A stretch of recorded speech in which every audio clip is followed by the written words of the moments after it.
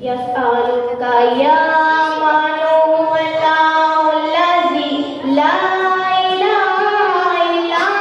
هو الرحمن الرحيم الملك القدوس السلام المؤمن المهيمن العزيز الجبار المتكبر الخالق البارئ المصور الغفار القهار الوهاب الرزاق الفتاح العليم القابض الباسط الحافظ الرافع المعز المذل السميع البصير الحكم